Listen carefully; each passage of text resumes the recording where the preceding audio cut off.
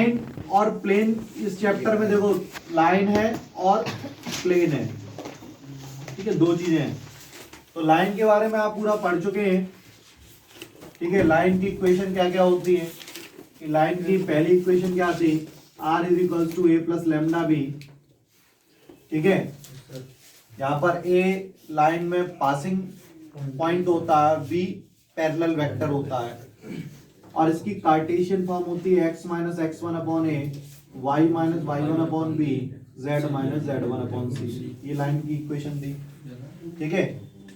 Cartesian क्या होती है, मतलब जिसमें x1 y1 z1 मतलब कोऑर्डिनेट्स आए, ठीक।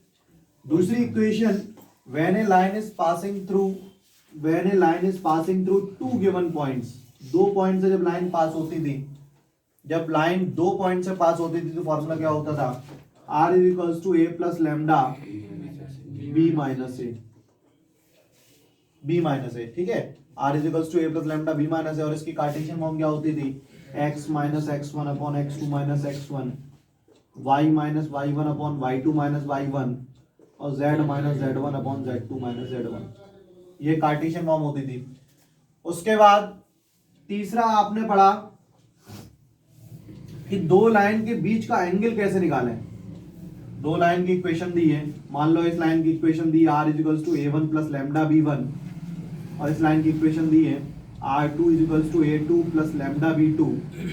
तो आपने कहा कि इसके बीच का एंगल निकाल दो, तो बीच का एंगल निकालने का फॉर्मूला होता था b1 dot b2 upon modulus of b1 modulus of b2, ठीक है। ये तो वेक्टर फॉर्म में हो गया।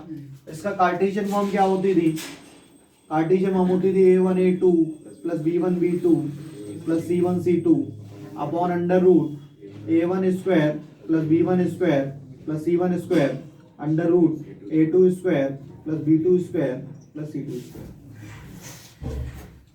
ठीक है। उसके बाद आपने पढ़ा कि अगर दो लाइन आपस में परपेंडिकुलर हैं तो फॉर्मूला होता है a1 a2 plus b1 b2 plus c1 c2 बराबर 0। अगर दो लाइन आपस में पैरेलल हैं तो a1 upon a2 is equals to b1 upon b2 is equals to c1 upon c2। पांचवा फॉर्मूला क्या था, फिफ्थ क्वेश्चन क्या था, फिफ्थ फॉर्मूला इसका कि अगर शॉर्टेस्ट डिस्टेंस निकालनी हो और दो लाइंस जो हैं वो स्क्यू लाइंस है, skew that means which are not parallel, ठीक है। वो लाइन जो पैरेलल नहीं है उनकी शॉर्टेस्ट डिस्टेंस, सबसे छोटी दूरी क्या होगी, तो शॉर्टेस्ट डिस्टेंस का formula b1 cross b2 dot a2 minus a1 upon modulus of b1 cross b2। ये सारे लाइन के फॉर्मूले थे, ठीक है। इतने पूरी एक्सरसाइज में यही फॉर्मूले लगे हैं कि पहला वेक्टर और उसकी कार्टेशियन, फिर वेक्टर और उसकी कार्टेशियन, फिर ये वेक्टर फॉर्म और उसकी कार्टेशियन। और इसमें ये कंडीशन है a1 a2 plus b1 b2 plus c1 c2 equals to 0, और एक कंडीशन थी जो पैरेलल की a1 अपॉन a2 बराबर b1 अपॉन b2 बराबर c1 अपॉन c2, और इसके बाद शॉर्टेस्ट डिस्टेंस की थी b1 cross b2 dot a2 minus a1 upon modulus of b1 cross b2। कोई डाउट, नोट करिए तरह पहले खत्म करा दिया था, नोट कर लिया, ठीक है। प्लेन में क्या है जरा समझो। अभी तक हम बात कर रहे थे एक लाइन की जो कि स्पेस में रखी हुई है, space that means 3D figure. जैसे इस रूम में कोई एक स्टिक रखी है, ठीक है, उसमें x axis y axis z axis का एंगल बनना है। अब कोई एक प्लेन दैट मींस इस तरीके का कोई ऑब्जेक्ट रखा है स्पेस में, ठीक है, तो वो x एक्सिस से एंगल भी बनाएगा, y एक्सिस से भी बनाएगा और z एक्सिस से भी बनाएगा, ठीक है। तो इसका जनरल फॉर्मूला, जैसे लाइन का जनरल फॉर्मूला हमने बताया r is equals to a plus lambda b। यहाँ पर a जो है पासिंग वेक्टर होता है और b उसके पैरेलल वेक्टर होता है, और उसकी Cartesian form x minus x one upon a is equals to y minus y one upon b is equals to z minus z one upon c। इसी तरीके से प्लेन की जनरल फॉर्मूला होता है r dot n cap equals to d। यहाँ पर n होता है नॉर्मल वेक्टर, इस प्लेन में कोई एक वेक्टर है, ठीक है, कोई एक पॉइंट है मान लो, वो एक नॉर्मल वेक्टर हो गया, और उसका यूनिट वेक्टर, एन कैप का मतलब क्या हुआ, नॉर्मल वेक्टर, जो वेक्टर है उसका भी यूनिट, ठीक है।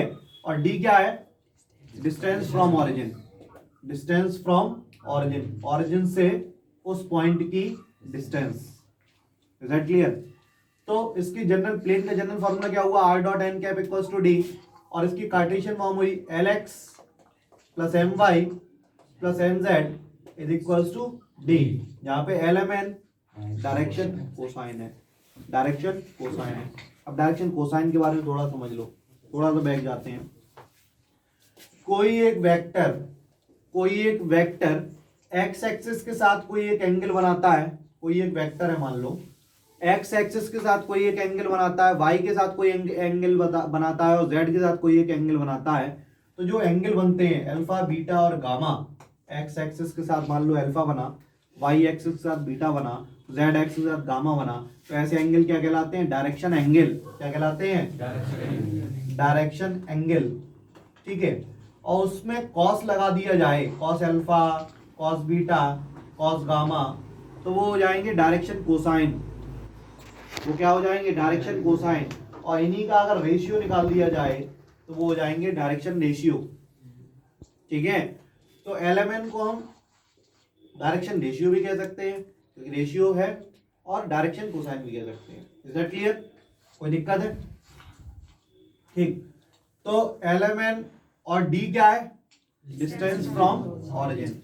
तो प्लेन की जनरल इक्वेशन क्या हो गई, r dot n cap equals to d, और l x plus m y plus n z equals to d. Is that clear? कोई दिक्कत है? नहीं। अब आगे बढ़ते हैं। यहां तक हमने आपको बता दिया था कि ये कैसे निकालते हैं। अब एक इक्वेशन जो कि बहुत जरूरी है और बहुत यूज होती है, इक्वेशन ऑफ प्लेन, हेडिंग डालो, equation of plane perpendicular to a given vector,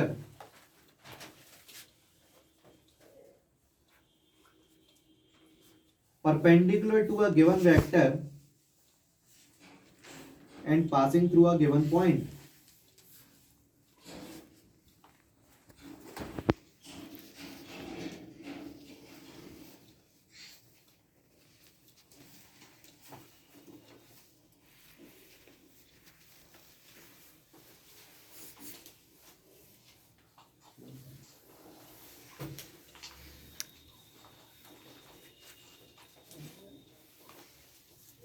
अब देखो जरा, मान लो एक प्लेन है जो किसी वेक्टर के परपेंडिकुलर है, ये वेक्टर हो गया n, ठीक है, and it passing through a point, passing through a vector a. तो इसका फॉर्मूला क्या बनेगा, r minus a dot n is equals to 0, क्योंकि डॉट प्रोडक्ट 0 के बराबर होगा, जब आपस में परपेंडिकुलर डॉट प्रोडक्ट 0 के बराबर होगा, तो r minus a dot n is equals to 0। ये हो गई vector form, r minus a क्यों, because it is a passing point and perpendicular to a given vector, that means n, तो r minus a dot n cap n vector is equals to 0। कोई दिक्कत है? इसकी Cartesian form क्या होगी वो समझ लो जरा, बहुत ध्यान समझना क्योंकि ये बहुत जरूरत पड़ेगी आगे आपको। इसमें क्या है, इस जो नॉर्मल वेक्टर है, ये जो नॉर्मल वेक्टर है, इसके डायरेक्शन रेशियो मान लो एबीसी है, डायरेक्शन रेशियो एबीसी है। इस वेक्टर के direction ratio capital A, capital B, capital C है, कोई डाउट? और ये जो पासिंग पॉइंट है इसके कोऑर्डिनेट है x1 y1 z1, x1 y1 z1 is the coordinate of passing vector, ठीक है। तो इक्वेशन क्या होगी, कार्टेशियन फॉर्म क्या होगी, a x minus x1 plus b y minus y1 plus c z minus z1 is equals to 0, जहां पर abc क्या है, x1 y1 z1 क्या है, x1 y1 z1 क्या है, पासिंग पॉइंट। समझ में आ गई? तो आप प्लेन की दो इक्वेशंस आपको समझ में आ गई, एक तो जनरल इक्वेशन थी r dot n cap equals to d और lx plus my plus nz equals to d, दूसरी इक्वेशन यहां से मिल गई कि अगर कोई एक वेक्टर दिया है जो कि प्लेन के परपेंडिकुलर है, अगर कोई एक वेक्टर प्लेन के परपेंडिकुलर है और उसके पासिंग पॉइंट गिवन है, और उसके पासिंग पॉइंट गिवन है, तो इक्वेशन क्या होगी, r minus a dot n vector is equals to 0, या a x minus x1 plus b y minus y1 plus c z minus z1 is equals to 0। कोई दिक्कत, कोई डाउट नहीं, note करिए।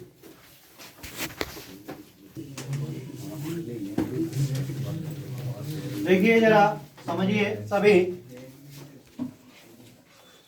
Find the equation vector and Cartesian equation of the plane.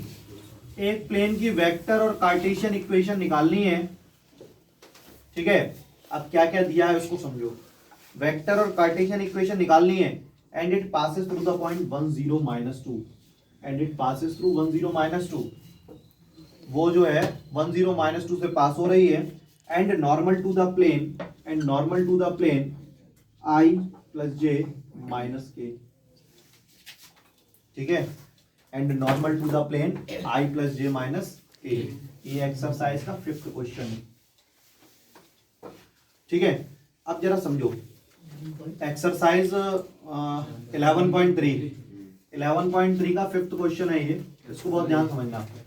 अभी हमने एक equation बताई थी कि let the equation of plane be a x minus x1 plus b y minus y1 plus c z minus z1 is equals to 0। अभी बताई थी, यहां पर x1 y1 z1 क्या है, पासिंग पॉइंट, abc क्या है, डायरेक्शन रेशियो। अब देखना, इट पासेस थ्रू, यहां पे लिखेंगे इट पासेस थ्रू 1 0 माइनस 2, तो x minus 1 y minus 0 z minus minus 2 without, and the normal vector is, and the normal vector क्या है, i प्लस जे माइनस के, i प्लस जे माइनस के। तो ABC इसका डायरेक्शन रेशियो क्या होंगे, i का कॉफिशिएंट, j का कॉफिशिएंट और -1। एबीसी की जगह लिखोगे आप 1, b की जगह 1, c की जगह -1। तो ये क्या हुआ, x minus 1 plus y minus z minus 2 is equals to 0। तो x plus y minus z minus 3 is equals to 0। ये इक्वेशन ऑफ प्लेन हो गई in Cartesian form, in Cartesian form. अब इसको वेक्टर बदलना होता है तो क्या करते हैं, देखो बहुत ध्यान समझ लेना, बहुत बार बता चुके हैं कि किसी कार्टेशियन को वेक्टर में बदलना है तो r dot i plus j minus के इज इक्वल्स टू 3। बस कुछ मत करो, r dot i plus j minus के, माइनस के उधर गया तो प्लस 3। Is that clear? बस r लगा के i जे के लिख देना, नोट करिए। अब आगे सुनिए, equation of plane passing through 3 non collinear points. Equation of plane passing through 3 non-collinear points।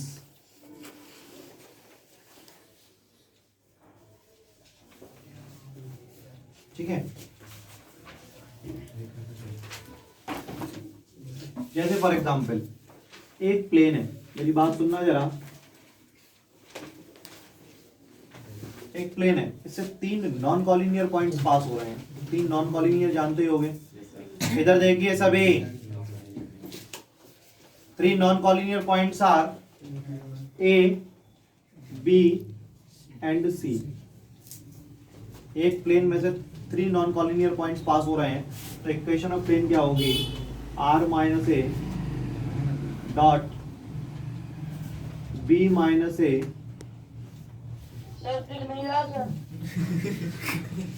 Dot B minus a cross C minus a is equals to 0। ये उसने कॉल काट दिया, बीच में आ गई। End of balance r minus a dot b minus a cross c minus a is equals to 0, ये equation होती है when 3 non collinear points are passing through a plane. अभी तक क्या था, पहले में था general formula r dot n cap equals to d और l x plus m y plus n z equals to d. ठीक है, उसके बाद दूसरा आपने पढ़ा कि when a plane is passing through a point and perpendicular to a given vector, तो फॉर्मूला क्या होता है, फिर क्या फॉर्मूला होता था, r minus a dot n is equals to 0 या a x minus x one plus b y minus y one plus c z minus z one is equals to 0।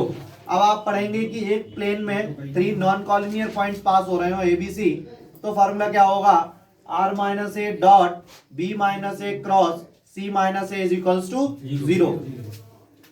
इसकी कार्टेशियन फॉर्म सुनिए, अगर एक plane से 3 non collinear points पास हो रहे हैं, that means the points are x1 y1 z1 x2 y2 z2 and x3 y3 z3. 3 non-collinear points are passing through a plane. Then the equation of plane is x minus x1 y minus y1 z minus z1, x2 minus x1 y2 minus y1 z2 minus z1, x3 minus x1 y3 minus y1 z3 minus z1 is equals to 0।